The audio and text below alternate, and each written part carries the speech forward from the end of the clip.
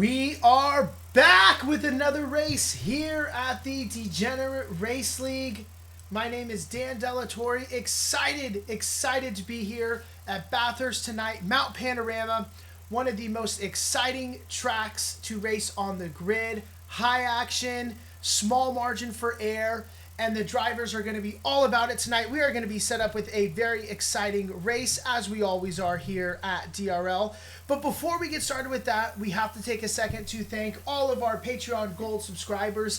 Thank you all for your love and support. We really appreciate it, and it means so much to us, and it allows us to fund all these fun and cool activities that we do. And not only our Patreon Gold subscribers that we see on the screen here, but also all of our silver sponsors, our Twitch subscribers, whether you're using it with money, whether you're using your Prime sub for it, or even if you're just hanging out with Discord. We appreciate all the love and support from each and every one of you out there. All right, let's take a look at the schedule really quick. We had our first mystery track of the season, which is the Hungaroring. We had a very exciting race in Barcelona. Then we went off to the very difficult Donington Park. We had a fun race at Imola. And last week, we had a reverse grid at Spa. Tonight, we take on the mountain, Mount Panorama, Bathurst itself, for an exciting race. Next week, we're going to head out to Misano, and then we're going to round out the season with a mystery track. Speaking of season standings, let's take a look at our pro standings.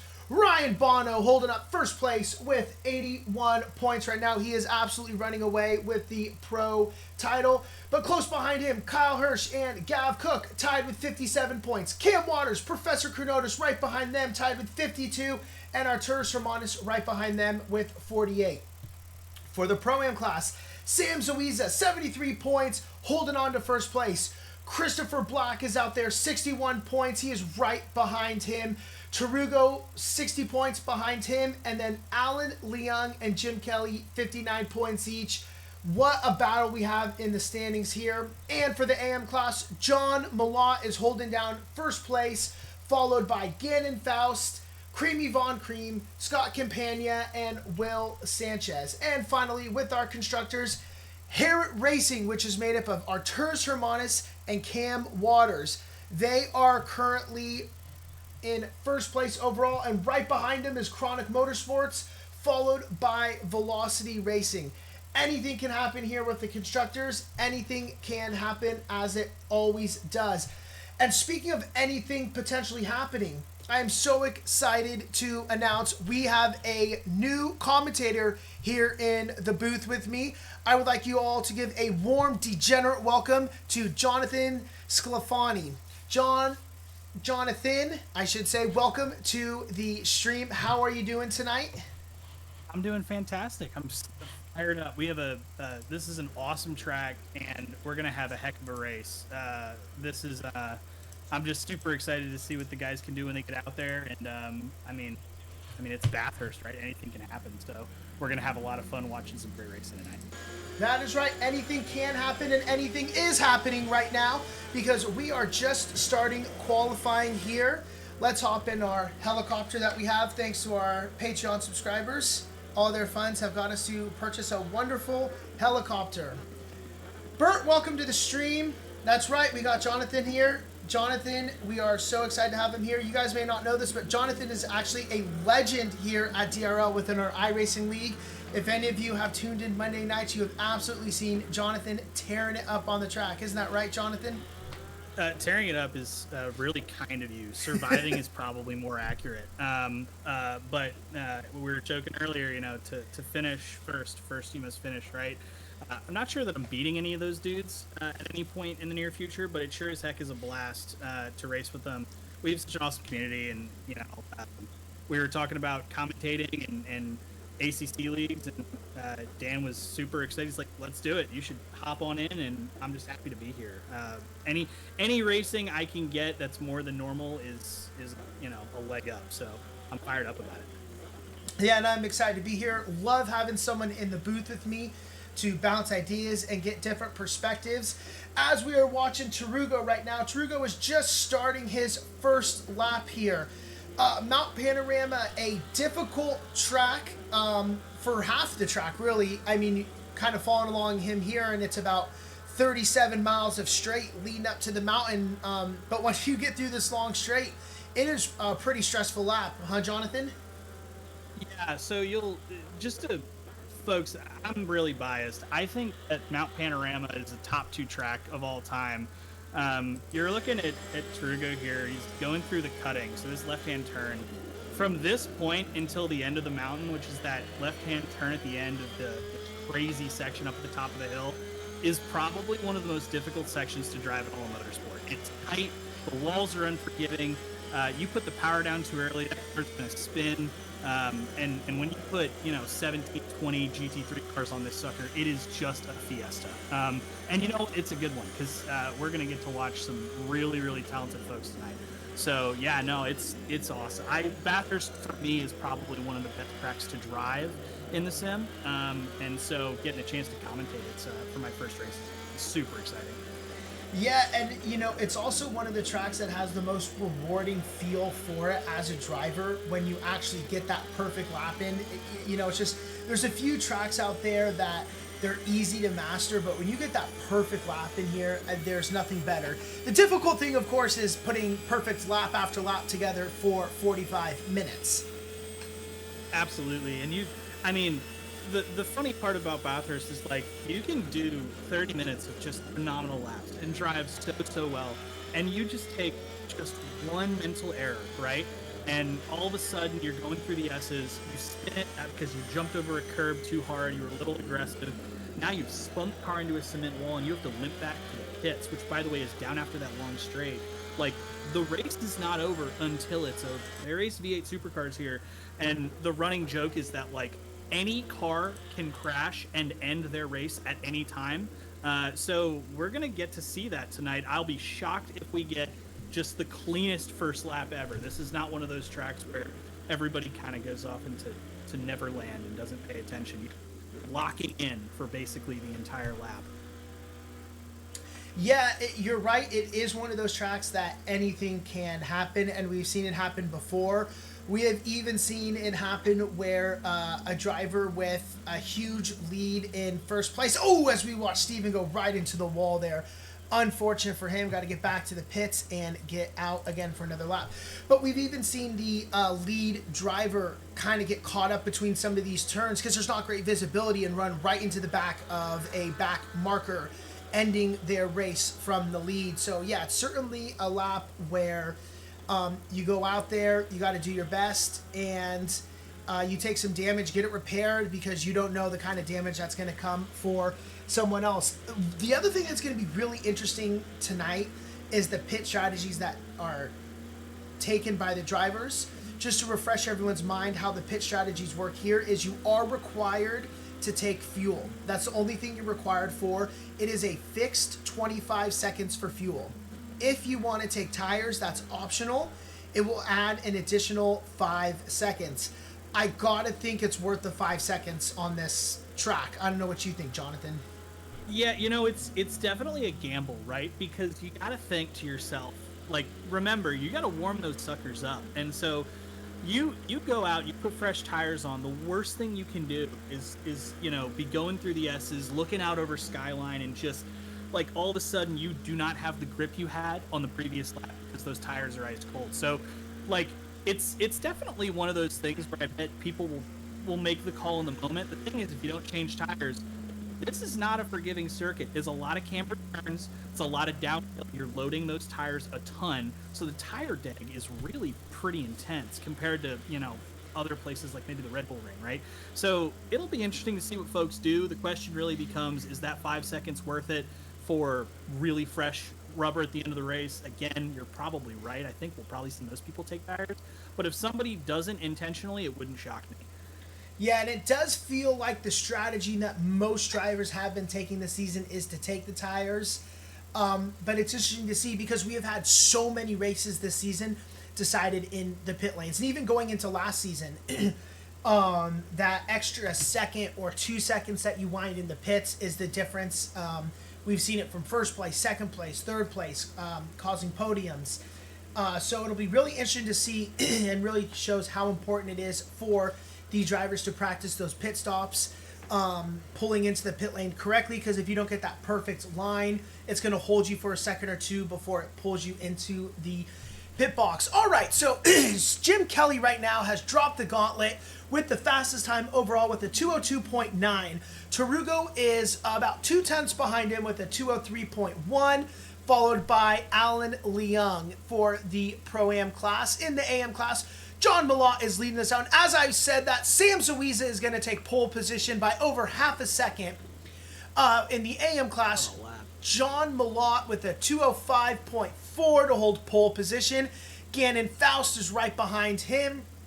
Well, about 4 seconds behind him. And then we got Scott Campagna and Will Sanchez out there. So, pretty tight battle. Still waiting for Stephen Noble to put up a valid lap. We saw him going to the wall earlier. Nice to see him getting back out there. A long lap type, as we see, we're talking over a 2-minute lap for these drivers. It limits the amount of laps that you can get. Commentators jinxed and thought Jim had it. I am sorry about that. Pula, thank you for hopping in the chat with us and hanging out. I hope you are having a wonderful night. One driver we are unfortunately missing on the track tonight is Christopher Black. We got to give a huge shout out to Christopher Black out there. We set him on the Degenerate World Tour. He's out there, you know, doing Make-A-Wish foundations. He's out there kissing babies, shaking hands, walking puppies at shelters. Just a true American hero out there for Christopher Black. Christopher Black is in the chat with us. Christopher, welcome. We're just going to say you're on your DRL World Tour. We're not going to tell everyone what you did with that jar of peanut butter, which is what put you in the hospital. So, no, I'm just kidding, bud. Hope everything is good for you.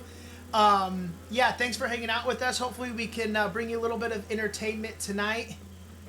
Yeah, Gas says handing out flyers. You know, just doing those wonderful things, recruiting. Sam, thank you for the Prime sub. Appreciate that. And so does Stephen Noble, who's going to come in 4th place overall right now. 17 seconds left in qualifying. It looks like car 52, Sam Zuiza, is going to cross the line here and have just enough time to get one more lap going. So this will be the final lap out there for all our Pro-Am and AM drivers to see what they can do. The first to cross the line is going to be Jim Kelly. Jim Kelly is a 1.5 seconds off Sam Zuiza's pace, so he's got a lot to make up. He's up by about 2/10 right now, so this is going to be big improvement. Holding 2nd place is important, as we saw in those standings. Sam, we are doing great here. I got Jonathan in the booth with me. We got the dynamic duo out here commentating tonight, so we're having a great time. Kelly's going to cross the line, and he is going to put up a 2:02.4. A great final lap for him there. Tarugo says he lost it in the last section of the downhill area. Tarugo, that is unfortunate. We did have a nice little fall along with you to start our qualifying, so thank you for showing our wonderful audience here how tight this circuit is. All right, next across the line is going to be driver 227, Gannon Faust. We did curse him by popping over to him. The silent assassin, Alan Leung, is finishing his lap here. What kind of time is Alan Leung going to put up? He's got over an second improvement, and he's going to need it if he wants to catch Stephen Noble. But Stephen Noble is on a massive lap right now, up by 1.5 seconds. But let's see what Alan Leung's able to do. He's going to cross the line with a 2:04.4. Great lap for Alan Leung. Not enough to catch Stephen Noble, who we're riding along with right now. Him and then Sam Zuiza are going to be our last two of our first group. Gannon Faust says he has a new livery curse. LOL. Indeed, Gannon Faust. What a lap for Stephen Noble. He's going to get up to 2nd place. He's going to edge out Jim Kelly by 1/100 of a second or so. What a lap by Stephen Noble. And Sam Zuiza is going to... Talk about coming in against the ringer. That is fantastic, actually, to improve for 1.5 seconds on your last lap, dude. That's awesome. That is awesome. And, you know, I was talking to Jonathan pre-race, and I said this has been one of the most exciting seasons in qualifying, and it often comes down to who is the last to finish. And, Jonathan, there you go. The proof is in the racing right there as Stephen Noble steps up with a huge final lap. We're riding along with the great and powerful Neil Kerbel. the curator of fine wines and cats, aka the curator of pussy, as we like to say here. Jonathan, it's pussy cats. Get your mind out of the gutter, bud. My mind's never in the gutter. I'm pure, as we discussed, in every way. This is fantastic too. So, just for context, like the second you make that left turn, right, you are now like this is motorsports hell. They call Nürburgring the green hell. This is like you are dialed in as much as humanly possible. You're making it way through this double left-hander is brutal because you got to load the front tires. You come up over this crest. You've got no grip, right? You need to wait for the car to settle back down before you can actually not go into that runoff area. Coming up over Skyline through this S section. It's called the S's for a reason, right? And you're just making left after right after left after right, cambered turn downhill. Like you do not get a second to breathe until after you've made it through this left-hand turn and you've got that long downhill ahead of you. And like this is your moment. You have to take a breath. And by the way, the lap's not over. Like you got to make a high-speed, flat-out right-hander up here. Go through a little chicane, and then you got to not bin it on the final corner. Imagine going 1 minute and 50 seconds and then just putting the power down too early on the final left-hander. Like, this track is completely unforgiving. This is the only, place in the entire track you don't have, some walls surrounding you at all moments. So, it's really just a testament to these guys to be able to throw down laps like this. One of the most impressive things you'll see all season. Like, this track is just brutal. And we're watching it in qualifying. We're about to watch 20 of them go out on track all at once for a race. Like, it's going to be awesome to see. Yep, absolutely right. And Neil Kerbel is going to get a pole position with a 2:01. 3/10 behind him is Ryan Bono, who's going to chase down Neil Kerbel as these two look to battle out. This is a great track for Neil Kerbel from a pure pace standpoint. Every time we've raced this, he has dominated out on this track. But he talked about it in Discord, how in the races it has been so unfortunate as he's had various incidents or random things happen, sometimes out of his control. So it'll be exciting to see if Neil is able to put it together. But yeah, we have these drivers spread out up and down the board. A great lap for Sam Zwiza. He's so far out-qualified Logan Nagel, Gavin Cook, Cam Waters, Artur Hermanis, Professor Kronotis. We also have a new driver on the grid tonight that we're really excited to welcome, which is Louis Franco.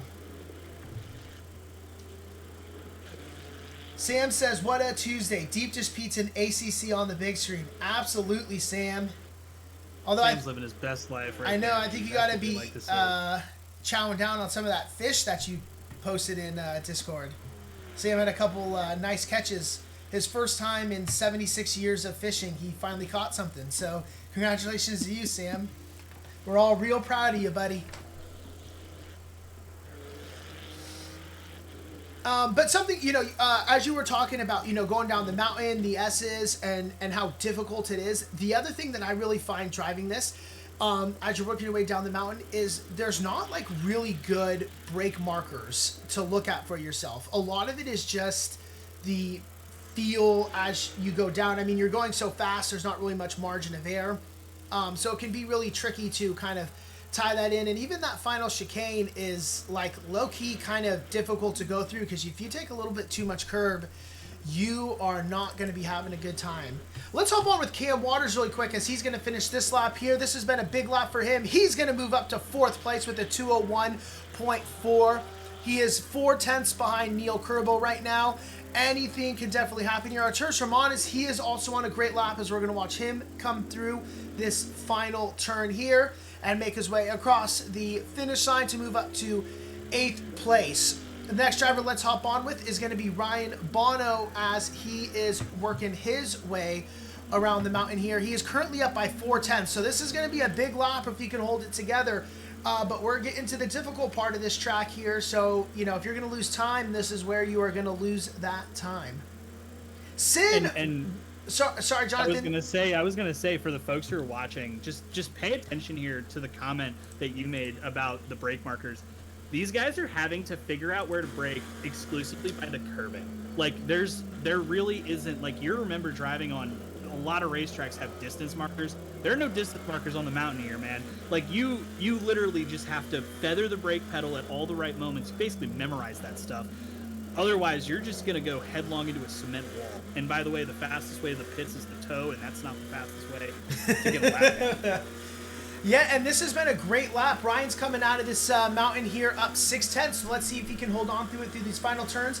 Sin, welcome to the stream. I'm doing fantastic. I hope you are having a wonderful day or night. Yeah, Sin says there's only distance markers on the final corners. That's right, until someone inevitably goes up on the grass and takes them out, and then you're in big trouble.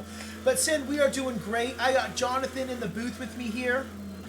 So we got a second commentator here. You're trying out some Lexus madness. Sin, you are just like a rotating machine of cars. As Ryan Bono is going to cross the line and take pole position, and he looks like he's going to call that a night here. With a minute and 40 left, it looks like all these drivers will be able to finish their lap and get one more in. Artur Simonis is going to be the last one.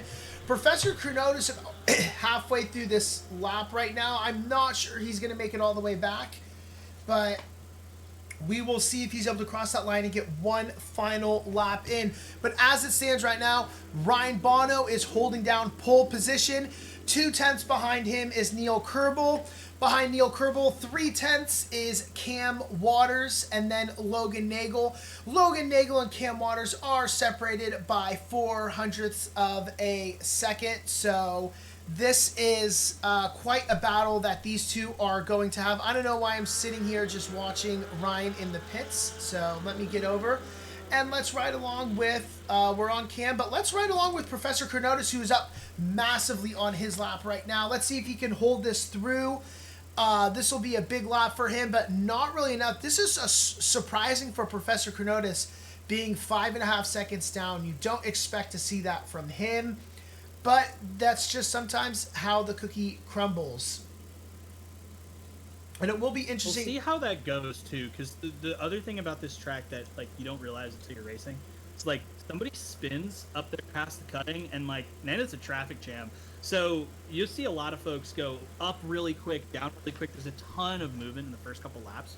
So let's see how much this helps them, and you know what. Yeah, and something happened to Professor Kronotis before that final chicane, because once he went through that chicane, he went up by 5 seconds, and now he's there only half a second away.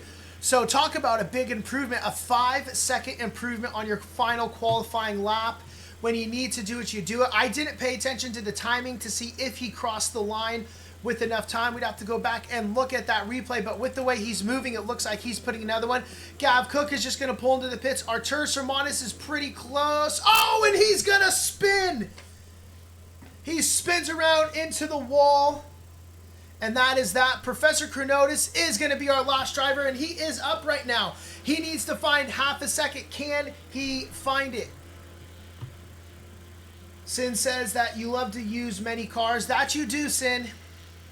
Every week it's a new car, and every week you're still pulling in the dubs. No one better, Sin. So one thing I wish that ACC had was cross-platform racing, so our console friends could join us in the league here. But unfortunately, they don't. This is close for Professor Kronotis. He is running about the same pace right now, so he's going to have to find some time somewhere. But he made up all that time on this back straight here in final chicane, so let's see what he can do. You know, that last turn, forced elbow, he got 2/10. So he's, I mean, you're constantly improving here, right? So all it takes is one bad chicane. Gaining 5 seconds just means he didn't have a clean lap yet. So let's see what happens here in the final chicane, if there's any more time you can squeeze out of this sucker. And as you say that, we're seeing the time improve. It's going to be close. It's going to be really close. It's going to come down to the final turn. Can he hold the traction? Can he get a good launch out? He's going to come through, and it is not enough for pole, but he is right there in second place. Riding up alongside Ryan Bono in second place. What a qualifying session. Ryan Bono first, Professor Kronotis second, Neil Kerbel third, for the pro class. Sam Zuiza holding down pole position for the pro-ams, followed by Stephen Noble and then Jim Kelly. And finally, we got John Malott in pole position for the AM class, then Gannon Faust and Scott Campagna. What a qualifying session there. Professor Kronotis putting on a show right at the end there. Almost enough to take down Ryan Bono, but unfortunately for him, not quite enough. Let's get ready to do a little grid walk here with our 4 minutes that we have as their drivers are going to get their setups ready, get their strategies ready, prepare themselves for a grueling 45 minutes on the mountain. It doesn't sound like a lot, but it certainly will feel like a lot in that cockpit. And as I just said, in pole position is going to be Ryan Bono. Alongside him, we have Professor Kronotis, good old 420 in that lime green car. Then we have the great and powerful Neil Kerbel. You know that he's going to be looking to take these guys down, and they were close. They were just a couple tenths apart, so he certainly has the pace. Kyle, welcome to the stream. What is what wet? Giggity. All right, then we got Cam Waters in the Monster Mobile. He's going to come haunt the dreams of all these other drivers around him. We got new driver Logan Nagel, also repping a little bit of Monster here. Got lots of Monster sponsorships. A little bit of Only Snags. Love to see it. Nice little livery from Logan as I'm all over the place with this camera right now. Then we got Sam Zuiza, just rocking the all-black car. I don't know if it's a livery issue here. Oh, you were messing with Sin? How rude, Kyle. Apologize right now. I got your back, Sin. Kyle could never. Tarugo, Kyle's on a timeout for being mean to Sin. All right, and then we have Gav Cook, who is in 7th place overall with the old Braun GP Racing. Alongside him, we have Arturas Hermanis. Put up a great lap in qualifying, but unfortunately embarrassed himself on stream by spinning. I'm just kidding, Arturas. You know we love you. All right, then we got Stephen Noble, who put up a great final lap. If you weren't here to see his lap, an incredible final lap to get up into 2nd place for the Pro-Am class. Alongside him is Jim Kelly. Jim Kelly battling it out right now for podium positions for the overall standing, so he's going to keep doing that. Then we got new driver Louis Franco out here. The old Newport livery. Give this a little look, as this is our first time seeing this on stream. Little FAFO. Not Mexicans. All right. Then we got Senior Tarugo. Senior Tarugo out here. Alongside Tarugo, we have the other Braun GP member, the silent assassin himself, Alan Leung. As always, he is going to look to cut down his opponents out on track.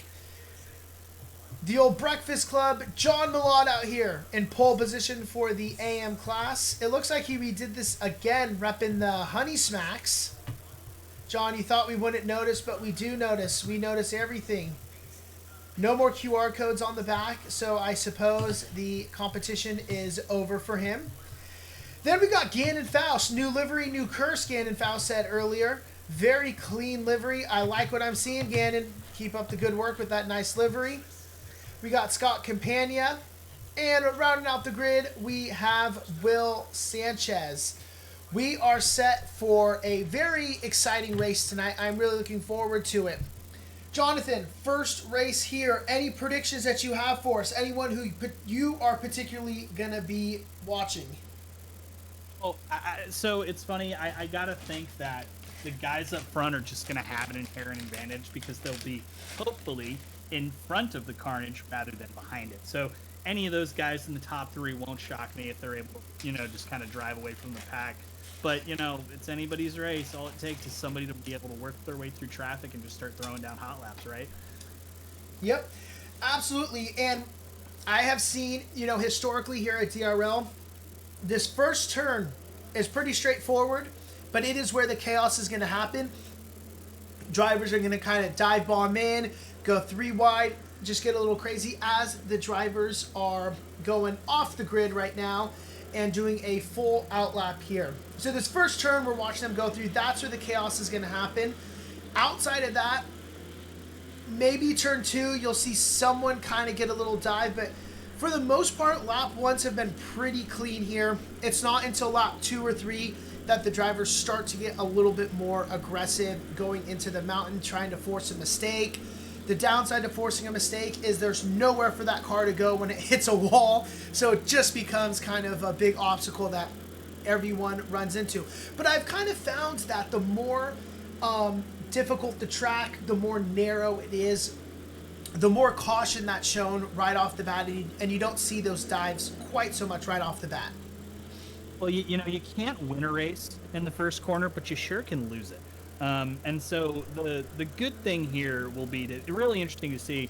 Well, if they'll be taking the cold tires, the narrow track, the cement walls, all the traffic, and they're going to be really, really, really safe with it. Like you said, lap 2, lap 3, now you're going to start making people make a mistake. A lot of this track is mental. There's not a ton of great passing opportunities up on the mountain unless you force a mistake out. So you're watching people play mind games when they're behind each other. And so it'll just be interesting to see what tactics these guys are going to use. And at the end of the day, right, you still got to finish the race. So throwing caution to the wind is probably not advised. Yep, absolutely. And, we talked about this earlier. This is one of those tracks where if you do have early contact, it's not the track you give up on. It's the track you get back out there, and sometimes that early contact, if it's not too bad, can sometimes be a little bit of a blessing in disguise because it puts you in the pits early, it gives you some open air to work with, and then you just let everyone else kill themselves throughout the race and just make your places up. Hey, hot lapping isn't always super fun if you're doing it, if you feel like you're outside the pack, but you got to just run your own race, There will be a couple folks who end up in the pits after lap 1 here, after lap 2 here, and to them I say just, get in the pits, get yourself straightened out, and just start racing against yourself, because anything is possible. Like you are, like you said, nobody is out. Lap 1 collision does not mean the end of your race here. Absolutely. All right, it looks like we might be getting close to these drivers lining up side by side here as they work their way out of the mountain. Everyone has survived it on their outlap. Hopefully we'll see this for another 45 minutes. As a reminder, we do have a pit window set up here. You cannot pit for the first 5 minutes of the race, and you cannot pit for the last 5 minutes of the race. The old Neil Kerbel rule, after Neil took his mandatory pit on the final lap of the race in Imola and crossed the start-finish line in the pit lane. So, yes, a fun little story to go back on. But we do have the pit window. The timing of it's going to be really interesting. We've seen a lot of drivers tend to pit very late into the race. It will be interesting to see if they pay a little more attention to the track map to try to find a good spot to get some clean air when they come out. A lot of fuel saving to be done here too. There's a lot. These streets lead leads up to turns where you can just roll in and lean on the brake. So you might be able to get an extra lap in, and that might go a long way. We'll see what happens. All right, the drivers are lining up. We are coming through I suppose it's the final corner of the racetrack, but then we will get ready to get started here. Riding along in our helicopter cam, watching Ryan Bono as the drivers prepare to get started. Any moment now, the flag will go green, and we are racing. We are green. Ryan's going to get a good jump, but Professor Kuno's right there, but Neil Kerbel gets a great jump. He's going to think better about diving in on the inside, and he's going to hold that inside line. It looks like he's going to be battling off with Professor Kunotis right off the bat as they are wheel to wheel coming down this main straight. Professor Kronos holding that inside line. Neil Kerbel's going to have the outside line coming into the next turn. It looks like Professor Kronos is going to slightly back out of it and try not to battle with Neil Kerbel. Neil's going to secure second place. Gav Cook is also going to get ahead of Sam Zawiza in the back a little bit. Let's try to get on a camera that maybe shows something. Very clean otherwise. I would have expected something to happen, but absolutely nothing happens here. Will we see anything as we work our way into the mountains? So far, so good. No big overtakes, but right off the bat, Ryan Bono's got a 7/10 of a second lead over Neil Kerbel already. Go ahead, Jonathan. I was gonna say, like, credit to these guys. That's so hard to do. Like, you gotta like suppress all your instincts and not go for your lap one, turn one dive. Showing a lot of respect. That's great racing. That it is. We're riding along on the hood of Cam Waters' car as he works his way down the mountain here, chasing down Professor Kronos, who is in third place now.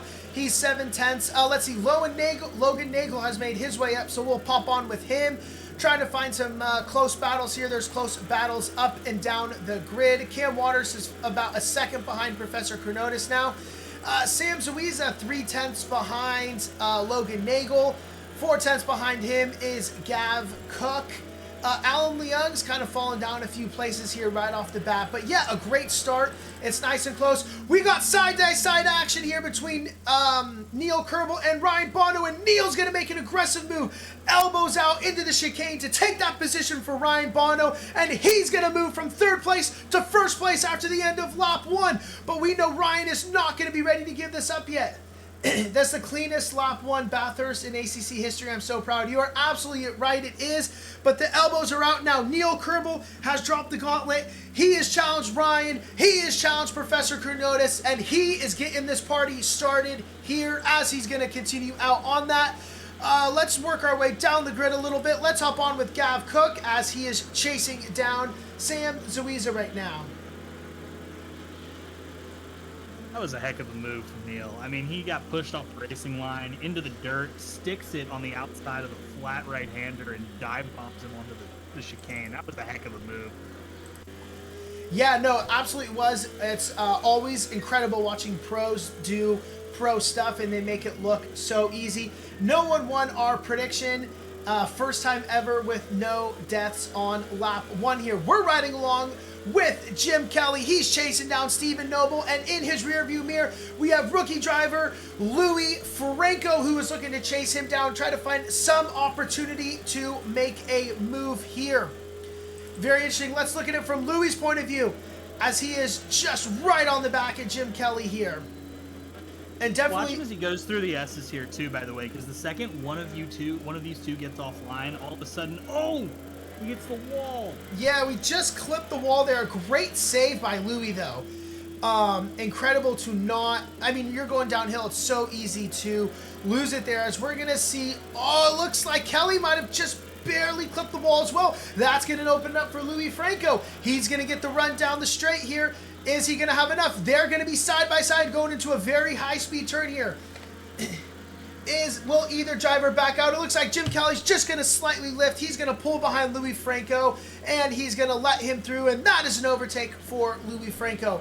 It's always interesting to see what the drivers decide to do as far as the battles. Louis, a pro-class driver. Jim Kelly, a pro-am driver. While you never want to just give up positions to other drivers, you do got to ask yourself, what is the best for my race? Jim Kelly is ultimately trying to chase down Stephen Noble, and the last thing you want is an incident happening, battling someone out of your class. Sin, welcome back.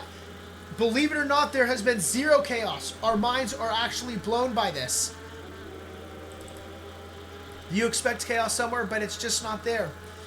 But yeah, Jonathan, I'm sure you can attest to, as a driver, you're there to race and you always want to race, but sometimes you got to think about the overall strategy and what's best for your particular race, which can be a hard thing to do. Totally. You got to kind of know your moment. I mean, honestly, really good call by him, just to kind of tuck in behind that Ferrari, try to grab some, slip going both up and down the straight. He's dropped back a little bit now, but that's not his race. His race is clean laps, it's survival, it's catching up to Stephen Noble and that McLaren. And so, last lap you had an incident, you clipped the inside going into the S's, Skyline might have distracted you. So now it's like, all right, let's get back into a rhythm, because this track will smoke you the second you're out of a rhythm. So honestly, really, really good racecraft there, just to know that it's not his race. Yeah, couldn't have said it better myself. And you're right in that. And there's also certain tracks that lean themselves to better racing action. This is one that you do have to be very careful at. But how about this? Neil Kerbel coming out about 1 second right now, lead to Ryan Bono. What a start to this race for Neil Kerbel. He's got to be really happy with that. Right now, let's hop on with Sam Zuiza. Sam is chasing down Cam Waters. Right behind him, we got Gav Cook looking to make a move. Gav is in a little bit of a Nagel sandwich here because he's got Nagel, he's got Zuiza behind him. We got a 4-way battle. What's better? This is going to be really interesting when they get up to the mountain, too, because you can even see Gav's kind of got a run on him. He's going to back off going into this turn 1, and he's going to just try to get an exit. It was a little wide, but he's in the slip now, right? So we'll see, they could be pretty bunched up when we get to the cutting, make that first right-hander too. Yeah, it will be interesting to see if he can get quite enough. I think Gav will be careful to pick his opportunity. I think as we work our way through the mountain, we'll see him back off just slightly. The other thing, you got to be careful about is if you're running too close to them and someone clips a wall, you're going down with them. You need to give yourself, it's that balancing act of having just enough space to react to any potential incidents that happen in front of you. But you don't want to pull so far back that you don't put that pressure. Burp says in chat, it's Gavin, a tight careful. balancing act, right? You really, that's what being a driver on, in these tracks is all about. And it's really interesting too. You've got guys that are just like a lot of GT3 racing in general is following and waiting for your moment. You're waiting for a guy to make a mistake. You're trying to get a little better of an exit. You're just nipping and tucking as much as you possibly can. And I mean, Sam Zuiza, that dude's under a Oh, and he goes into the wall! He goes into the wall! How will this affect him? Sorry to cut you off there, but... No, we'll see if Gav's got a run. I mean, he's going to be able to try to make it on the outside in this right-hander, so... This is a hard spot to find yourself on the outside. Sam is not willing to give up this position. Will Gav be able to hold it? He will! Let's get the inside.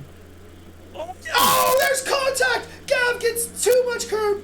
He breaks too late, and he's going to run into Zuiza. Let's go back and take a look at that replay here from our helicopter cam. These drivers are side by side, trying to find something as they come into the chicane. Gav just clips up on the curb. He's not able to slow that car down. He's going to hit Sam Zuiza. Sam is going to be okay as he's able just to cut across the grass and save his race. Sam is now side by side with Hermanis, but Sam is going to run wide. Sam Zuiza into the sand. Through goes Hermanis, and through goes Stephen Noble. Self-inflicted wounds by Sam Zuiza as we return to the race.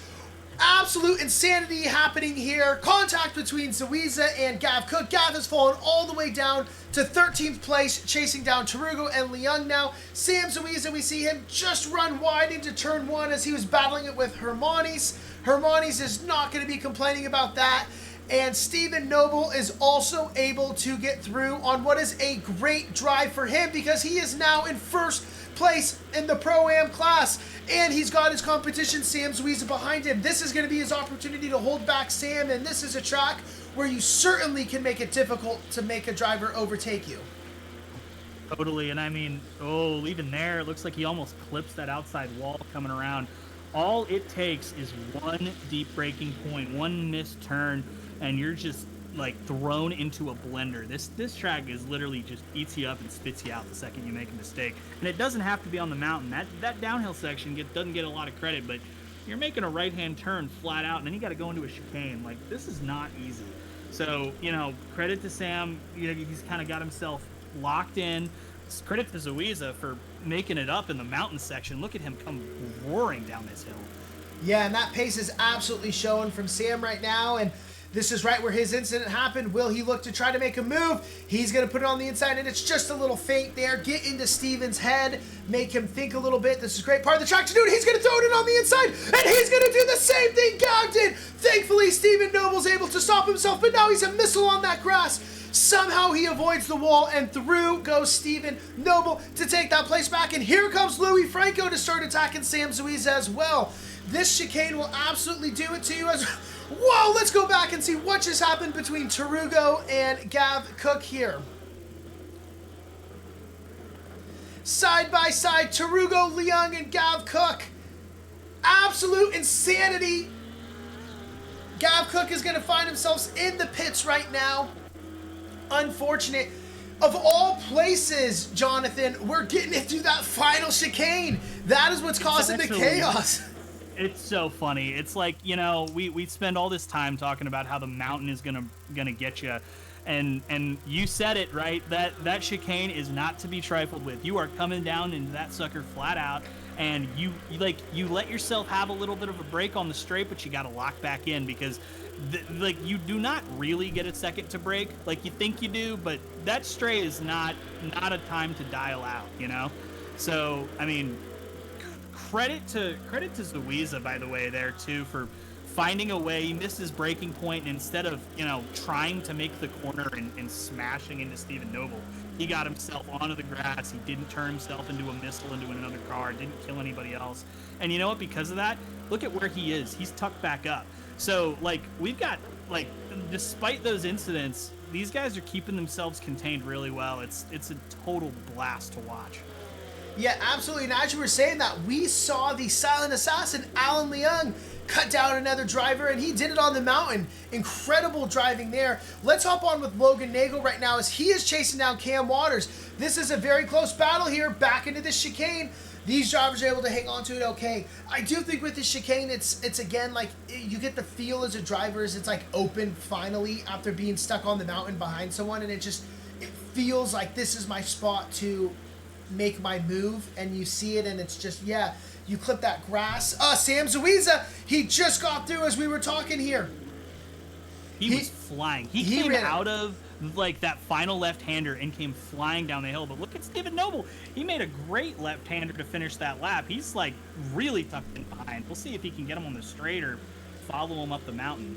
Yeah, and looking back at this replay, it almost feels like Steven just kind of let him through.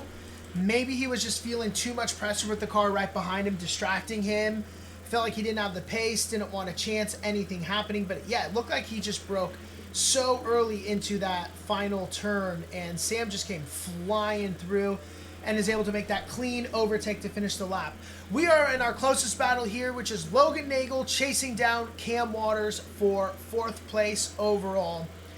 Cam Waters has been a new driver to the DRL grid this season, and what an exciting season he had. This has been the story of his season, is a 10th away from someone all races. This is a risky spot to be this close. Logan Nagel is right on the back of him. Holy cow, is he putting pressure on him. Talk about some cojones on that driver to be that close coming down the mountain here. That's trusting the guy in front of you. They're both, like, they're ripping and tearing at every 10th they can get, because they know that that's going to be what lets them make an overtake. So, I mean, that's just great racing. It's so hard to be the guy in front and see that in your ears, too. Like, I was just going to say that. You're just, like, breathing down your neck, like, waiting for you to make a mistake. And by the way, they get to do that whole thing again in another minute and 30 seconds. Like, talk about, like, an awesome battle. As we ride along with Logan Nagel through that chicane here, he's trying to find some sort of opportunity. He's right there, only a 10th. Will he look to throw it in on the inside, or will Cam Waters get defensive? No, he's going to run into the back of Cam Waters. Bert, I just changed it when Sam said that. Yeah, thank you, Sam, for pointing that out. I was so excited with this race, I forgot to update it to race.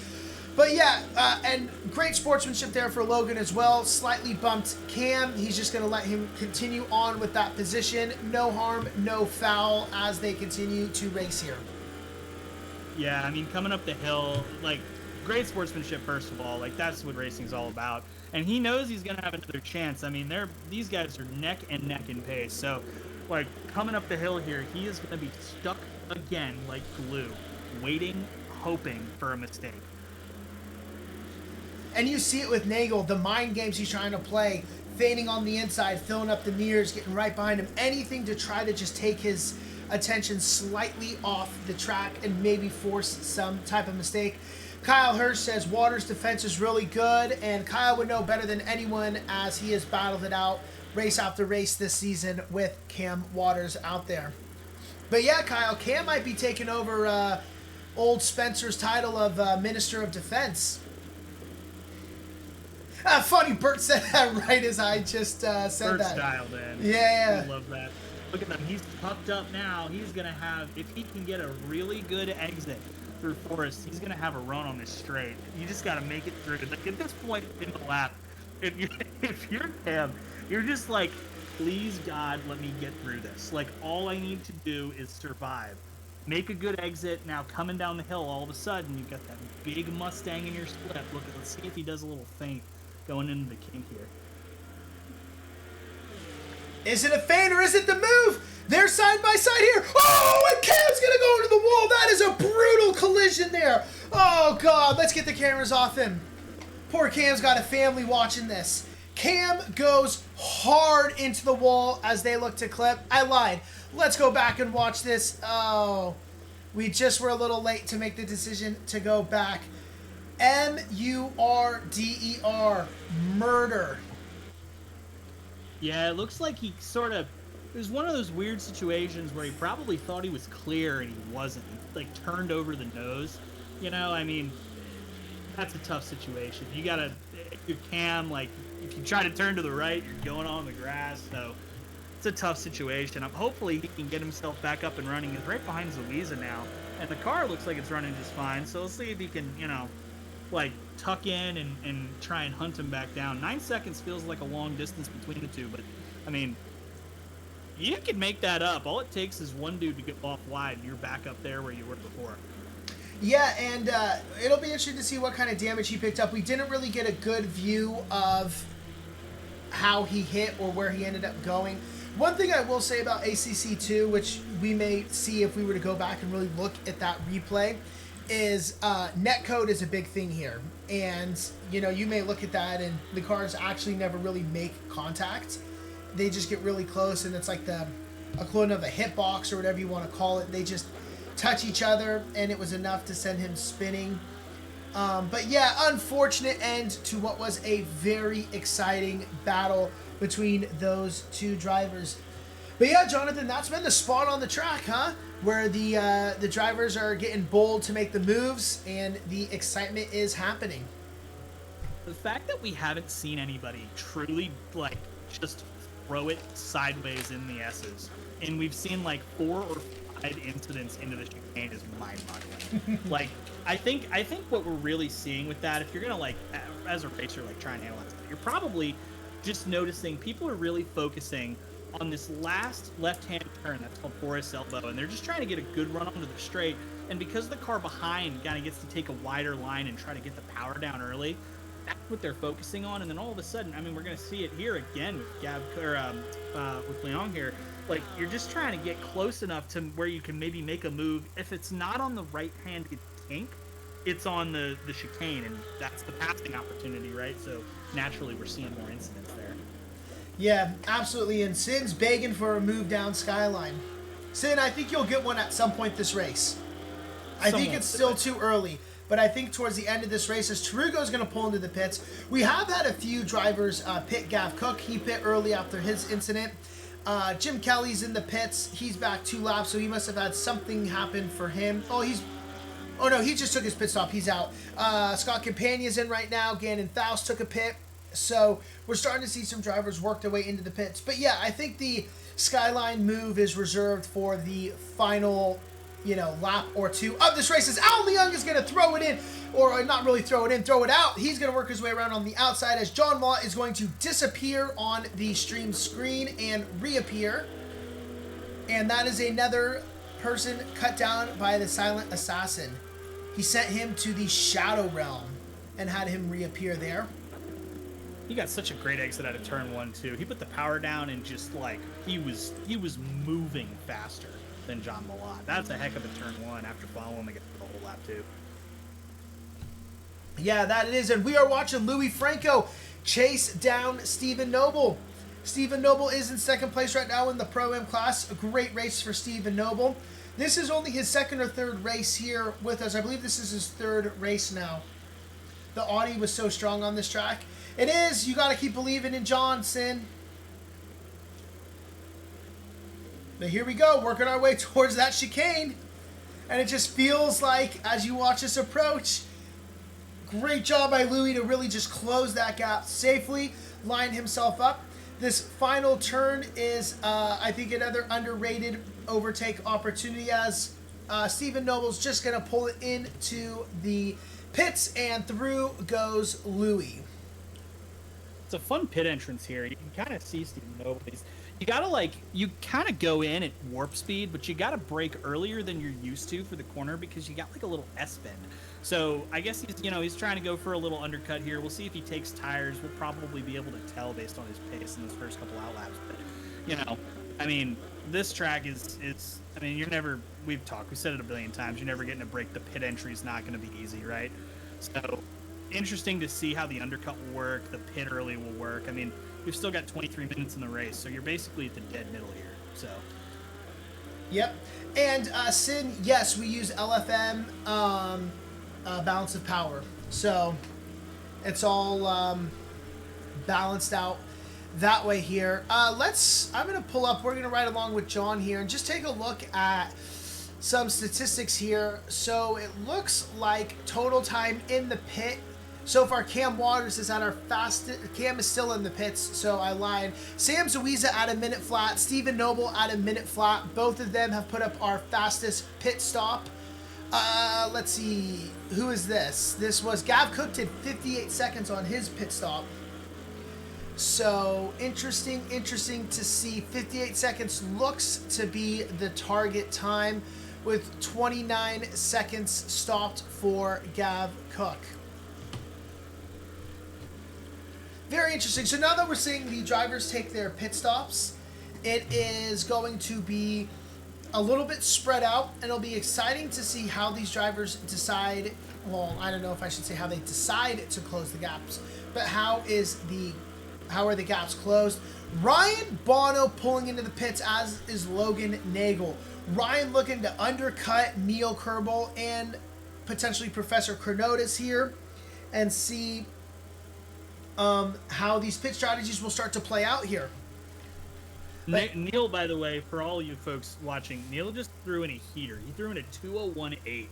So he is flying. So I suppose the call here is just to get your fuel, get your tires, get back out there, and hopefully you just overtake him in the pits. Because I'll tell you, it's really easy to pass somebody when they're not on track blocking you. So very, very well said. Yeah, and it's pretty incredible because Neil's fastest lap is a 2:01.1 and he's still running a 2:01.8. So, I mean, he hasn't really lost time at all. Oh, we're just seeing drivers in the pits. Let's hop on and ride along with old Tarugo. It looks like Tarugo is getting blue flagged by Neil Kerbal. How about that? He does a great job of letting Neil through in a very smart position, just coming out of the mountain down this long straight. Tarugo's not really going to lose time. Neil's not going to lose time, and everyone is a winner. Yeah, you do. That was a great job. You sort of you take the turn a little tighter, and you just let off the gas and let him take the normal racing line, and then you can kind of tuck in and get at least a little bit of a slip coming down the hill. You can see despite the fact that Neil is just flying, he's still sort of tucked up to the back of him, and that's the power of that slipstream. So even though he got on the power late in that straight, right, that's the kind of smart racecraft that'll get you a position or two just by doing the right thing. Yep, absolutely right. And we are right along back with Gav Cook. And Neil Kerbal has gone into the pits as well. This is our closest battle. Gav is half a second behind Louis Franco. So let's see where he can find that opportunity. Sam says, whoa, I just realized no face cam. You're right, Sam. Unfortunately, no face cam tonight, and Bert has explained why expertly with Jonathan joining. We got to figure out a way to get dual cams in here, but that is above my pay grade. Although Jonathan here is quite tech savvy, so maybe I'll let him figure it out. Well, it's all going to come down to whether or not you folks want to see the receding hairline, right? I imagine the racing is probably better than my face, but you know, we'll have to check on that for a later edition of the two of us casting together. Yeah, you know, that's what I said, and here they are begging for it still. Great job by Scott Campagna just letting all these drivers through. You know, as someone who spent some time as a backmarker, it's underrated the pressure you feel when you see these faster drivers just appear behind you, because they get behind you so quickly. You look and it's like, okay, they're like 2 seconds behind me, and 3 corners later, they're breathing down your neck. You know, your braking markers a lot of times are a little bit earlier. So, you know, maybe you're braking at 100 meters when they're braking at 80 meters. They close that gap really quickly. So there's a lot of pressure on you. So just, you know, big kudos to all these drivers who are able to quickly let the drivers through without affecting their race. As an avid back marker, I completely endorse what you just said. It's way more stressful than people give it credit for. Because you're right. It's like, I got 3 seconds on this guy. Hey, just let me, you know, some of them might be saying in voice chat, hey, just let me know when you're close so I can start thinking about where to let you go. And all of a sudden, like 2 corners later, he's just breathing down your neck. It's like, hey, I'm here. And it's like, oh, you know, you're going through Skyline. That's maybe not the best place to let someone through. So, you know, you don't want to spend all your race relative watching either, because that's how you throw it into a wall. We got 4 cars on track here that are just right next to each other. Yeah, and this lead driver, Sanchez, is being blue flagged. He's trying to find some sort of opportunity to let these guys through. And as we said, Skyline maybe isn't the best spot. Pretty much at Skyline is where he's going to let them through. Not quite, but leading up to it is a difficult spot to let them through. But Steven is not going to complain, as he's going to try to build that gap to Louis and Gav. But yeah, we have one of our favorite things here at DRL going on, and that is a 3-way. Nothing we like more than a little 3-way battle. Kyle says, watching Dan put his chair to the test is always a treat. Bert says it's pure cinema. You're not wrong, Kyle. You are not wrong. This is going to be such a blast. We've got these 3 guys, and yeah, for all you folks that remember at the beginning, had a little bit of an incident, as we would say. So he's fighting his way back through the pack, and by raw pace, like, you'd think he's probably quicker or close to these 2 folks in front of him. So we're gonna get to see some racecraft from the 3 of them playing defense. By the way, being the guy in the middle of the sandwich, that's the worst, because you're trying to attack right while you've got Gav breathing down your neck behind. Like, that's not an enviable position to be in. So interesting to see when and where they're trying to make moves happen. That's right. You never want to find yourself in the middle of that human centipede. But as we went through that chicane there, I don't know if you noticed, but it looks like the brake markers the signs have been taken out by someone flying through there at some point. And that makes it very difficult for the drivers. When you use, you know, a marker or a sign as your braking point, you just so naturally hone into it without even really looking at it, just in your peripheral vision. And when that disappears, it's super throws you off going into those hard braking points too. Especially given that it's like you're going from flat out to basically standstill stop. Like, if it was like a high speed left or right, you might be able to get away with going a little deep. But with the chicane, you don't have a choice. You're making a left and then a right, or you're going off the track. So, I mean, credit to these guys for, figuring it out. It's you get into a rhythm here. This is one of those tracks where we talked about it earlier. You're really trying to get into a flow state, and all it takes is a mistake to throw you out of that sucker. But I mean, you're coming down the hill. You're preparing to stop, right? So that's probably, number 1 on everybody's mind as they come down the hill. You're seeing from Gav's, body cam here. I mean, he's sort of you're almost like watching, like, what's going to happen. Because Lou Franco in that Ferrari is, like, getting closer and closer to Stephen Noble. So I don't really blame him for, like, knowing, like, I'm going to let these 2 guys fight it out. And all it takes is an opportunistic move, right? He's within striking distance, as they say. Yeah, so, and we could see there, great view of the markers being down, and Sin says they use the grass color as their reference point. As we see Louis and Steven are side by side, we got a great view from it from Gav's car, and Louis gonna make the move stick on that final turn. Will he be able to hold it into turn one? We got some excitement here. Let's see.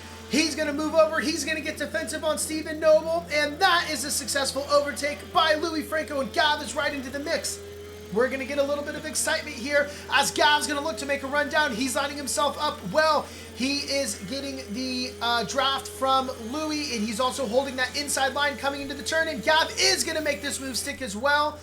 What a overtake for Gav. What an overtake for Louis. And unfortunately, Stephen Noble is going to find himself in last place. And is Gav going to look to make another move? Kyle Hirsch is calling for a Gav bomb. Will Gav give it to him? Not yet. Maybe Gav will appease Sin and give a little skyline dive. He's close enough to do it. We'll see what happens. I mean, by the way, that's the middle of the sandwich issue. Stephen Noble came out of turn one and was totally compromised by the defensive move by Franco. Ooh. So, with the blue flag passing, oh my gosh, that's totally not dangerous at all. But yeah, you just like, and you know what? If you're Stephen Noble, like that's not even bad racecraft. You're just kind of trying to survive.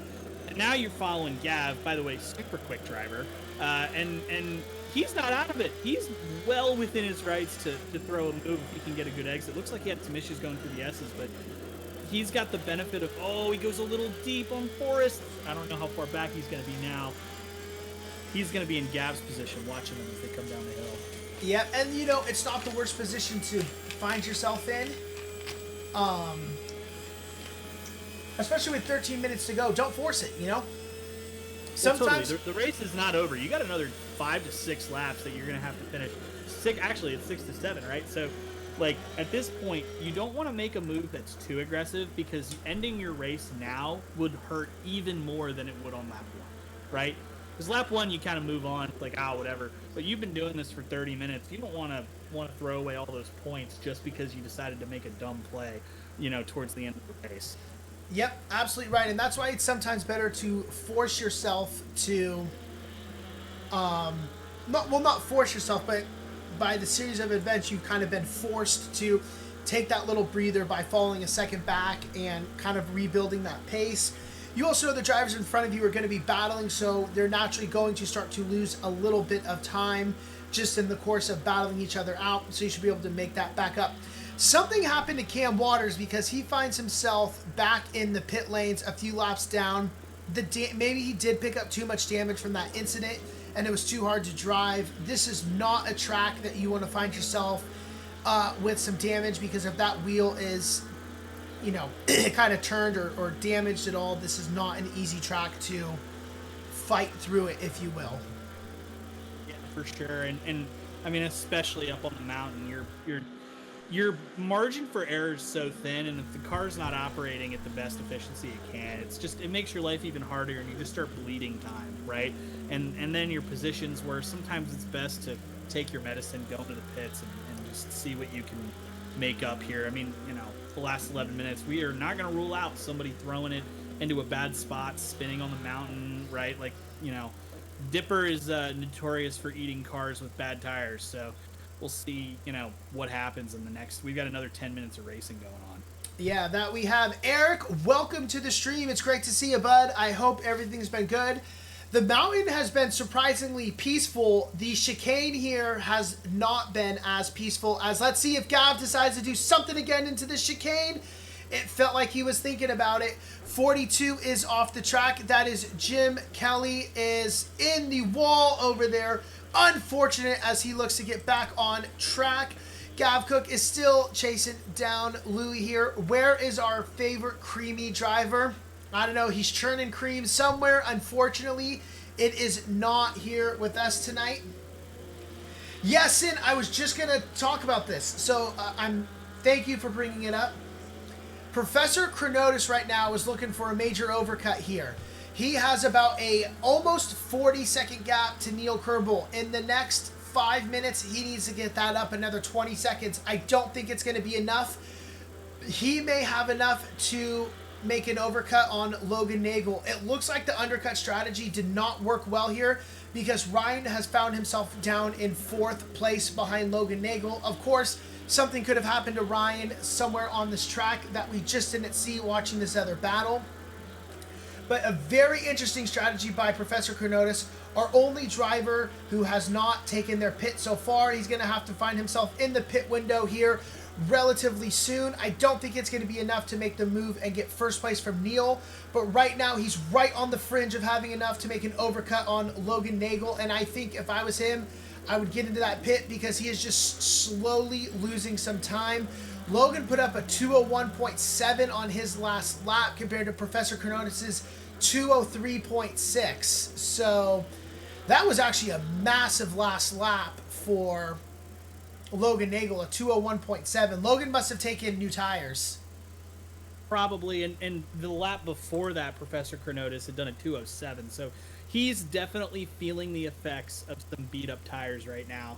I can appreciate you want to send the overcut, though. Like, at this point, you're sort of hoping that something happens to the guys behind you, and you gain a little extra time. It'd be really interesting to see where he pops out. If he doesn't pit here, he has to pit on the next lap, because otherwise he's not going to get back around in time. So we'll see if he does it on this trip down the mountain. That's right. And go ahead, say it. I was gonna say Gav just pops off into the grass there. So unfortunate. He was just breathing down Luis's neck, but you know, sometimes all it takes is just some dirty tires, some dirty air, a missed braking point. I didn't even see how that happened. Hopefully he can get it up and going. He had the pace, so we'll see if he can catch back up to Steven Noble now. But he's running, 2:14 his last lap. Will be interesting to see on this lap how much his tires are scrubbed up after that incident. Yeah, just unfortunate for Gav there. It looks like he just rode up a little bit too much on the curve and spun around, and once you get on that grass, it's really hard to control it. Although he is very squirrely out on the track right now, so he must be feeling something. He's feeling some type of way out there. Ryan Bono looks like he just got past Logan Nagel. Let's go back 30 seconds in time to catch this and see what happened. Logan came up. Logan went down, and Logan... Oh! Major collision for Logan. So unfortunate there in what was been a great race for Logan Nagel. Ryan's going to be able just to get through very safely as Logan is just a ping pong ball bouncing off the walls. Hermanis has got through. Zawiza's got through. Did he just go into the pits? No. Where has he gone? He has... It looks like disappeared from the server. He has decided to call it a night. So unfortunate for Logan Nagel, which was such a great race for him. But unfortunately, that's how it goes. And Professor Chronotis, he's got to get himself into the pits, and he's got to do it quickly here. It needs to be this lap. That was major suspension damage. Yeah, Sam, there's no recovering for that, especially with 6 minutes left in the race. Really unfortunate. And that's the S's, right? Like, that's the spot. Your tires are starting to get tired. You've done this thing like 19, 20 times, and all of a sudden you just take a little too much inside grass, a little inside curb, and these cars are so reliant on aerodynamic downforce that the second the car gets unsettled up there, it's going to the right and you are a passenger.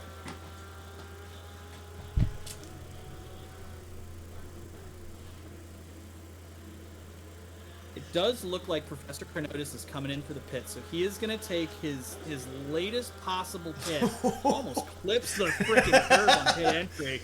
That would have been unfortunate after running such a great race. We'll see what happens. So I'm looking at the deltas here.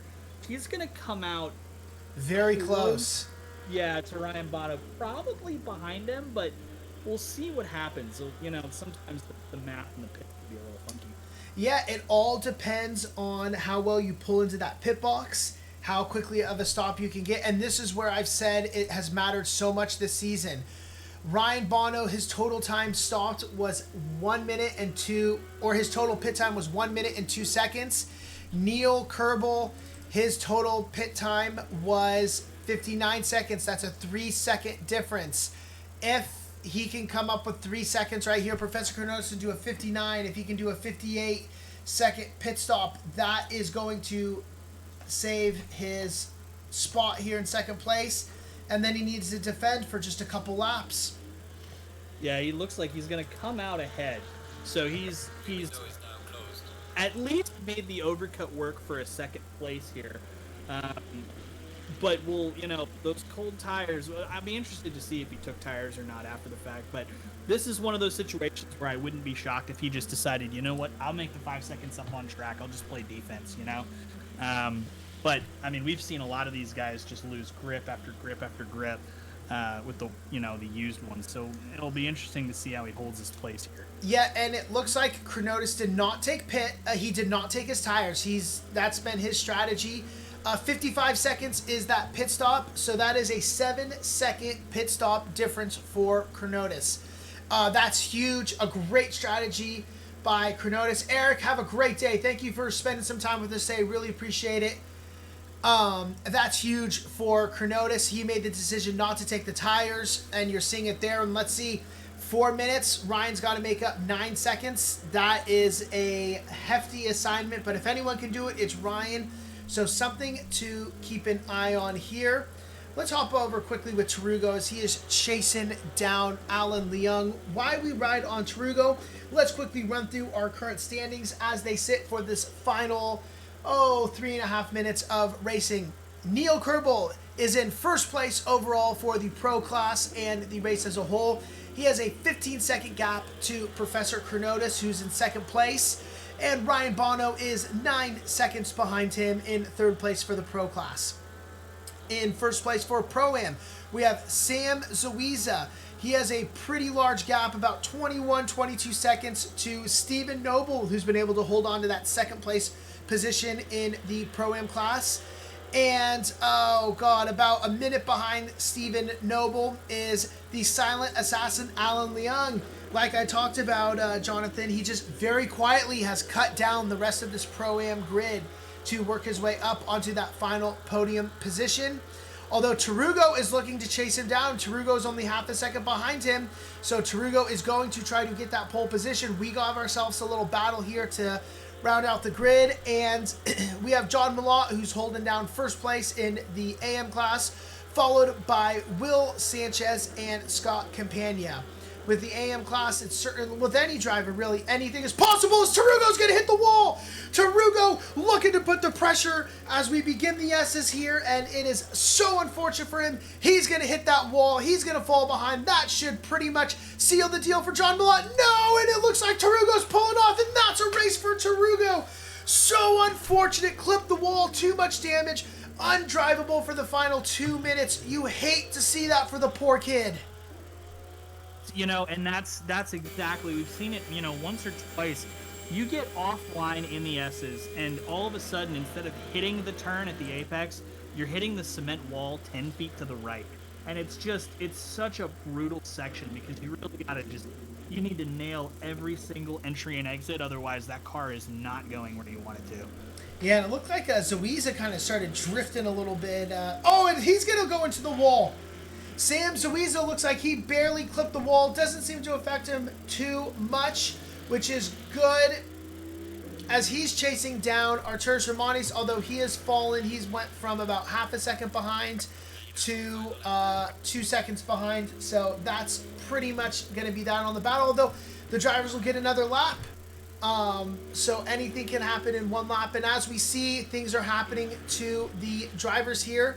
Ryan Bono has cut this from 9 seconds to 7 seconds, so something to watch. But yeah, the pressure's on, the tires are going. A lot of damage on that car from Sam that we can see. So he's got to keep this together and finish this race strong here.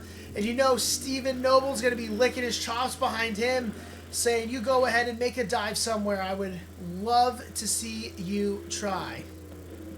Well, yeah, and you've done this now for 45 minutes. If you're Sam, you got to be he's got to know that Mercedes is not his race. That being said, you're a racing driver. The famous one once said, if you don't go for a gap, you're not a racing driver. So, and look at him. He's got the pace.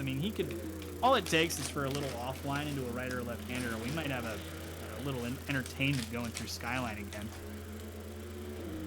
Yeah, and we will find out momentarily. But I will say, there are very few drivers that I've met that have absolute ice in their veins the way Sam Zuiza does. Nothing seems to faze him. He takes it all in stride. Contact, incidents, it doesn't rile him. Damage doesn't affect him. He is just a machine out there, and if he gets an opportunity, he will absolutely strike down Hermanis. It does not look like that opportunity is going to present itself naturally. It's going to have to become a mistake from somebody here to open that up for him, but we will see. Let's hop on with Hermanis as he works his way down. Put a little commentator pressure on Hermanis there. A little slow coming out of that turn there, but that's all right. Again, at this point in the race, it's really just about surviving. And with that, Neil Kerbel has crossed our start-finish line. He is our first driver to complete the race. John Millot is going to be the next to cross the finish line and take first place overall for the Pro-Am class. We're also going to ride along with Tarugo. We saw Chronotis and Jim Kelly finished. Next to finish is going to be Ryan Bono. We have our pole position for the Pro class finished, which is Neil Kerbel, Professor Chronotis, and Ryan Bono. We have Hermanis finish. We have Sam Zuiza, who's going to finish as well. That's first place for Sam Zuiza for the Pro-Am class. Sin says, great race. Love the dives on the chicane. Absolutely, Lynn. We love to, Sin, we love to see it. Louis Franco is going to cross the line and complete his first ever DRL race. Congratulations to a great race for Louis Franco, getting 5th place in the Pro class. Next across the line was Stephen Noble and Scott Campagna as well. That's 2nd place for Stephen Noble. He will take that. Gav Cook's going to cross the finish line. And let's hop on with Will Sanchez. We're going to hop on with Will Sanchez, who will be our next driver to cross the start-finish line as he is just carefully working his way down the mountain. Will's looking to secure a 2nd place finish here for the AM class. Scott Campagna has secured that 3rd place finish here. We have Tarugo as well, who came out of the pits, so that's always great to see the drivers come out to put another lap out. We got Tarugo to finish a lap. We have Alan Leung to finish a lap, and of course we have Will Sanchez, who we're riding along with through the chicane. Alan Leung starting to close that gap. As a reminder, there is no blue flags on the final lap. I don't think we'll see Alan try to make an overtake here anyways, as he certainly gets close. Racing drivers are going to race a little drag race to the finish here between Will and Alan, and that is going to be a podium position for both of those drivers. 2nd place podium for Will Sanchez and the 3rd place for Alan Leung. And we're riding along with Tarugo, who is our last driver to cross the line here, as we get to kind of follow along with him. Give Tarugo his flowers, if you will. But what a race tonight, huh, Jonathan? This was the cleanest panorama I have seen in a long time. You guys did such a great job keeping it clean. Like, we didn't see many incidents necessarily, especially not in the spots we thought we would. So credit to everybody here. 45 minutes here is crazy. It's nuts to imagine that in real life they do 12 hours, right? Yeah, no, absolutely right. And there we have it. What a race tonight. As you said, extremely clean, extremely exciting, and just a lot of fun. A great time being out here watching these drivers drive, as they always do. Our DRL drivers put on a show here. Give me 1 second to throw us an intermission. I'm going to prep our highlight reel, and let's see what drivers want to get some interviews before Jonathan and I wrap up the stream here.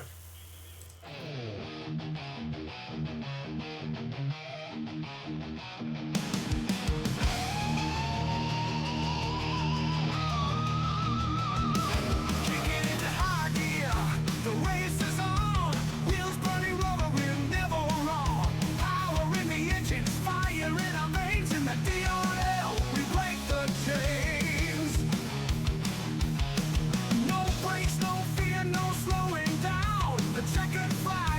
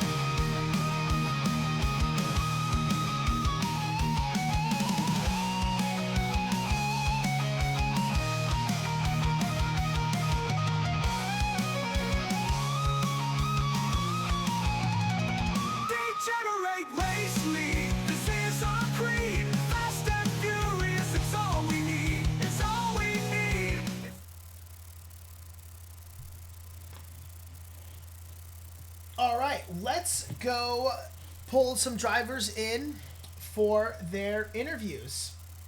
Love to get behind the minds of some of these drivers. The first driver, let's pull in, had a phenomenal race tonight. May have been his best finish of the season so far. But let's bring in AM driver Wow. Will Sanchez. Will, welcome to the stream. What a race tonight, huh, bud? Yeah, thank you. Yeah, it was crazy, man. No practice, fresh off vacation, and it was a tough one. Well, hey, I think you got to go on vacation a little more often and practice a little less because that's a podium finish for you tonight and a great race on a very difficult track. Yeah, definitely was. It's one of my favorites, so I do tend to race a lot on the here, so I'm comfortable with it. But definitely a very tough race, especially when you get lapped with the other faster guys. But yeah, overall great race. Very happy to be here, first time. Yeah, so tell me a little bit about the mindset here because you're right with the back markers and myself being a fellow back marker. This is not an easy track to let drivers through, especially if they start to catch you on that mountain. Did you have a strategy for that, or did you just kind of try to get out of the way as quickly as possible at any point in time? Um, yeah, I was just trying to get out of the way as quickly as possible, and then I was able to pit right before first place lapped me. So it kind of worked in my advantage because I pitted and then I had pretty much everybody pass me. So I think that helped me a lot, for sure. Yeah, that's You smart. have a. I was gonna say too. I noticed that. Did you have a? Were you planning on doing that? Like, did you go into the race with that in your head, or were you just kind of opportunistic coming down the Conrad Straight, just trying to figure out It was what would be best? it was opportunistic. I was gonna pit later on. I took less fuel and I was gonna add a lot more fuel in my pit. So it was definitely opportunistic. I saw first place on my behind and I just decided to pit. That was the right moment to pit, and then it kind of worked out for me. Well, yeah, it certainly worked out for you. It was a great race tonight. Congratulations, Will. A big podium tonight, much needed in the standings as you battle it out for second, third place overall in the AM standings. How do you feel about next week at Misano and then the mystery track to round off the season? Oh man, confident. I'm gonna practice a little more. No vacation, so we'll see how I perform. But overall, I love racing here with you guys, and so I feel pretty good. Let's close it, and I think I haven't gotten faster, but I gotten more consistent, so I think that, you've that improved helps. a lot. You know, I know you were a driver who came in, and I don't think you had too much sim experience when you came in and started with us. But you're a driver that's been so much fun to watch because you do see that improvement. And sure, maybe you're not seeing like my single lap time get better, but just the consistency on track, the racecraft, the racing ability. I've seen the improvement over the last couple seasons, and it's been a lot of fun to watch. And I'm always cheering you on in the booth here. Thank you, thank you. Yeah, Uh, Great awesome to be job. here. I mean, this is now your third podium on the bounce. I gotta imagine you got lots of confidence going in. I mean, all it takes is a couple calls here and there, right? And you're tapping on the leaders, trying to get even higher. So, well done tonight. That was a heck of a drive. Thank you guys. Thank you very much. All right, that was Will Sanchez. Another great race. So yeah, that was his third podium. Yeah. So if I'm looking at the standings right now, it looks like he finished third at Donington Park with 15-second time penalty even, and then he finished third at Imola as well. So, having not raced at Hungaroring in Barcelona, like he's one to watch. We still have 2 races left. I mean, well, he keeps on that level of consistency and improvement, and we're gonna see some really interesting stuff to close out the season. Yeah, we certainly will. All right, and we have one more driver right now in the green room looking for an interview, and that is going to be Professor Chronotis. Chronotis, welcome to the stream. What a race and what a strategy tonight with a massive overcut, huh? Yeah, that seemed to work out well. Even though I had that big old crash, so the real difference was on the formation lap. I pulled ahead after Forest Elbow, got up, and opened a window so that I wouldn't overheat, and I got back and I did that in time. And Bono didn't do that. he overheated during the race, and that's why he didn't have the pace to overcome the fact that I crashed. Interesting. I love a good environmental factor. You know, I mean, we're in sim. Listen, we're in sim racing. Like, people want to say that it doesn't get hot, you don't get distracted, but good on you for thinking ahead of time. Did you have, like, were you planning on going in the race tonight? Was there a really long cut on the cards for you, or were you just kind of hoping that somebody would make a mistake? What was your thought process there? Well, on Saturday, I did an hour with the same pit stop rules, except I had to pit straight away lap 1 for damage. So I ran one set of tires for the whole time, and my pace was fine at the end of that. So I figured I didn't need to change tires here as long as I didn't thermocycle them in the middle of the race. So I loaded up with fuel to make it to the end of the pit window. Now, was this the track where, or was it Nerbs that you did like an endurance race yourself right before we raced it in a previous season? Both of those, yeah. Yeah, I remember that. You did like 4 hours yourself here, didn't you? 6. 6 hours. Imagine that, Jonathan. 6 hours solo he did here. And then he showed up to DRL and just dominated everyone out. Was that last season? Yeah. Yeah. That's a heck of an achievement. I'll sit in the rig for 4 to 6 hours at a time every once in a while, and by the end of it, I'm dripping with sweat. Like, I am just smoked. So credit to you for being able to keep throwing laps down. By the way, too, that's just a heck of an accomplishment. I was really impressed. You made that tactical decision too, not to take tires, and that very well could have been the difference between where you finished and finishing a spot down. So again, I gotta imagine you going in with the strategy had to go a long way. How comfortable were you at the end of the race? Those tires feel scrubbed at all, or like were you holding on for dear life, or did it feel okay?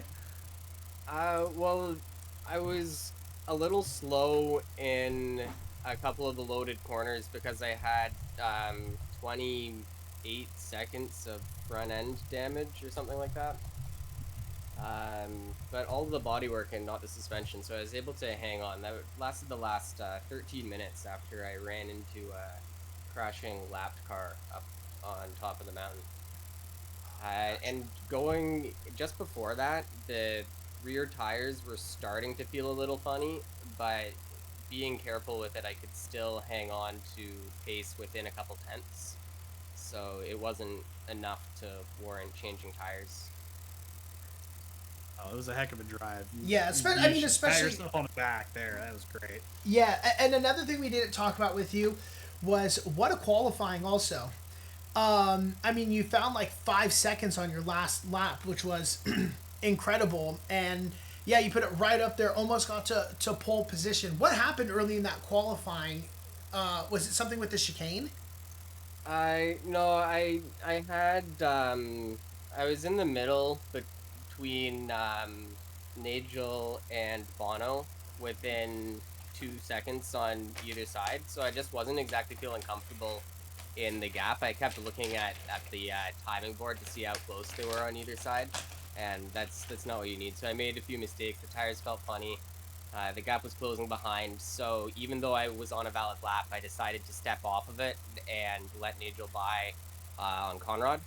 So I finished my first valid lap with 2:06 or whatever it was, and then on my second attempt, I crashed in Skyline. So I left the pits with only 4 minutes to go to do my whole qualifying session. So on the second to last lap, I gained 5 seconds over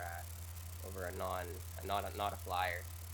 Yeah, well, Put the pressure on right at the end. yeah, put the pressure on. It carried well into the race. But yeah, great race tonight. A lot of fun watching you racing out there and seeing that strategy. So have a great night, Chronotis. We really enjoyed watching you, and we're really looking forward to seeing the rest of the season play out for you. Yeah, thanks. You too. Have a good night, guys. All right, and while we were talking to Chronotis, we had Cam Waters pull into the green room. So let's talk to Cam and find out about everything that went right and wrong for him tonight. Cam, welcome to the stream. Unfortunate race for you out there tonight. I hope you are doing okay. They cleared you from the medical tents. But yeah, some big contact out there. Talk to us a little bit about that. Yeah, that was a really tough race for me. Qualifying, I wasn't expecting much to be honest, but I realized like on my last lap I was up by so much, and I was like, yeah, I'm just gonna keep going. But then I had an unfortunate moment with Nagel in qualifying where he spun, and I just had to abort my lap. So unfortunate. Maybe I could have started front row, but we never know. So that's for another day. That's But that right. was a really good. Yeah, that was really good. I guess. Yeah, as always, it's been so exciting watching you race on track.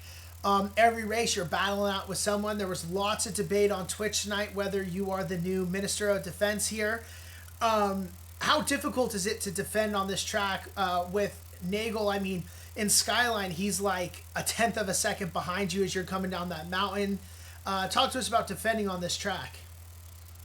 Yeah, I mean, you just have to hold your nerves and hope that the car behind you just believe that you're gonna keep the car on the track, and also you have to believe they're gonna keep the car behind you because it's so difficult, like to judge where the car in front of you is gonna break, or even the car behind you. So you have to like leave a little bit of room for margin, and I just you just have to pray that the car behind knows that as well. And yeah, it's not, to be honest, it's not too hard to defend here because you have a lot of corners where it's really tight and it's like walls.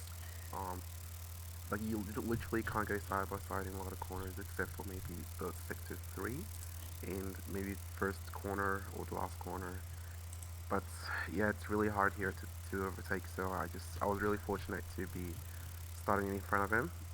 Again, he's in the Ford, so a lot of straight line speed. Sitting duck out there. Yeah, you're coming down the straight, like constantly staring in that rear view. Was there Yeah. is there a part of this track that you're maybe more fond of, or you enjoy driving more? I mean, I know that everybody's fond of the mountain, but is there a spot where you're like, I'm in my groove, like this is my spot, I can gain time on this guy? To be honest, for me, I would say it's the second to the last corner. That little chicane, the really long chicane, like left and right, and I really love that corner. I feel like I'm pretty quick there, but in the race, it's so much more difficult because you're carrying so much more fuel, and it's really hard to get your braking and power right coming out the corner. But I really like that spot. I feel like I get all the time there. You get a place to put the car, and you can get some traction getting out of it. Well, you did a heck of a job defending.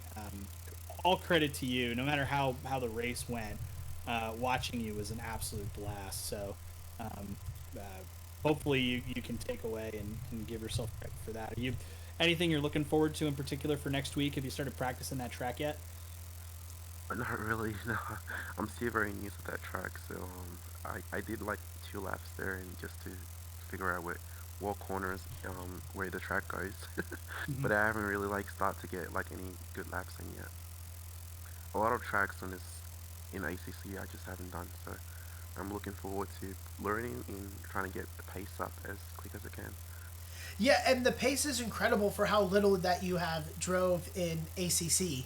Um, it's been exciting to watch, and yeah, Misano is a fun track. A lot of good opportunities. I think as you get on there, you will really find that flow and have a great race. And then we close out with the mystery track. What's your thoughts on the mystery track and the mystery weather with it as well? Oh man, like I really hope it's a track that I've done in the past because I am not looking forward to learning a track for the first time. I think I've had like 2 races so far this season where I had to do that, which was the preseason race at Snowdonia and the mystery track at Hungaroring. So I just hope it's a track that I have like full experience on. Maybe a track like Monza. No, I'm joking, but Yeah, but maybe, yeah, maybe like a track that I have like really good pace at. Say I yeah. just hope it is. It's funny you say Monza there, because we did have Monza get pulled in a mystery track a few seasons ago, and it was probably the most chaotic race that we ever had.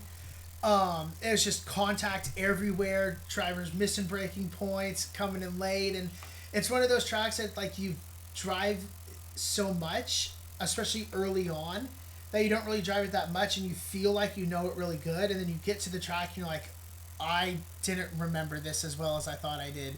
So yeah, I was surprised at how chaotic Monza turned out to be. But yeah, it'll be interesting to see how it plays out. I'm also kind of pulling for maybe some different conditions, whether it's rain, whether it's mixed conditions, would always be fun too. I know a lot of the feedback we got from drivers was to put more unfavorable conditions on that wheel. What's your thought on that? I don't. I would say I'm not on. I'm not on those. I'm not with the drivers that for that because I would agree with you. it's really hard. Like for me, especially because I just haven't driven on most tracks, and to drive the track on the west, it's another thing because especially when we did Donington, I never driven on that track. And I figured it was the west. I was like, oh man, like literally, I didn't even know where the corners go, and we're driving in the west. What's going on? And Donington's a tough But track. Like also, yeah, it's very unforgiving, very narrow.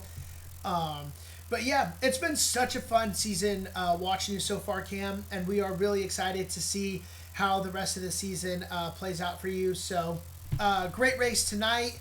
Maybe not the finish exactly that you were hoping for, but the season as a whole has been great, and we are really excited to see what the rest of the season has in store for you. yeah. Thank you. It was really fun out there. Absolutely. Go get those laps in so we can have some fun to look at for next week. We want to see you. Yeah. We want to see you throwing I that wanna. that back My end goal around. is to get on pole position, maybe. But let's see what. All I right, was up in pole position even on this track as well. you've If I heard could it got here my, first. if I could have got my last lap in, I think I would have been at least front row. So I was up massively there. All right, Cam, we'll have a great night. Thank you so much. But yeah, you heard it here first. Cam is predicting pole position. So, all right, well, what a race tonight. What a stream. A lot of fun for our first race here tonight. Jonathan together. I really enjoyed it. Let's quickly take a look at our schedule here. So, we had our mystery track to start the season off. Then we went to Barcelona, Donington Park, Imola, Spa, and we wrapped up tonight at Mount Panorama. Next week, we'll find ourselves in Misano. Unfortunately, it will not be a streamed race next week as both Jonathan and I are out of town. So that is very unfortunate unless we can try to find somebody within Discord to pop it up and step in for the week. But if not, we will miss Misano. But we will be back to round out the season and our mystery track to round out the season. Like I just said, for the mystery track, we're going to start that stream a little early as we always do to end the season. We'll try to interview as many drivers as we can and kind of just celebrate our 10th season here at ACC. It feels like these seasons always go so quickly and they sneak up on you. I can't believe we just finished our 6th round. It feels like just yesterday we were out and Hungary starting our 10th season, and before you know it, we will be wrapping up season 10 and then starting season 11. So a great night tonight of racing, so much fun. Again, I want to take a second to thank all of our Patreon subscribers for their support, for everyone who has subscribed on Twitch, you're watching, even if you're watching on YouTube, Twitch, you're hanging out with Discord, we appreciate the support from all of you guys. But Jonathan, what a night. I've had a lot of fun commentating with you. I hope you had a good time here. I will miss being in here with you next week, but we'll be back for a mystery track, huh? Yeah, for sure. Thanks for having me. I was a total blast to watch these guys blast around Bathurst. Great job commentating with you. I had a total ride of a time, and it'll be fun to see. I'm upset we're missing next week, but we're going to be coming off Memorial Day. If any of these guys are sim racers like I think they are, they'll be in that sim all weekend getting lined up for as much seat time as they can before the mystery track, and hopefully we'll have a banger to close the season out, so I'm looking forward to it. Yep, absolutely right. Well, all right, everyone. Thank you so much. I hope you guys all have a great night, a great day, a great whatever it is for you. Thanks to everyone who hung out with us in stream today. Chris Black, we're thinking of you, sending love your way. Gav, saw you in here. Bert, Sam, Tarugo, Sin, as always, thank you for hanging out with us. Kyle Hirsch, we hope to see you back on the the track soon. Eric, I know you were in here for a while too. So, again, so thank you guys all for spending a little bit of time with us tonight. And I hope you guys all have a wonderful night, day. And until next time, this is Dan and Jonathan signing out. Have a great night.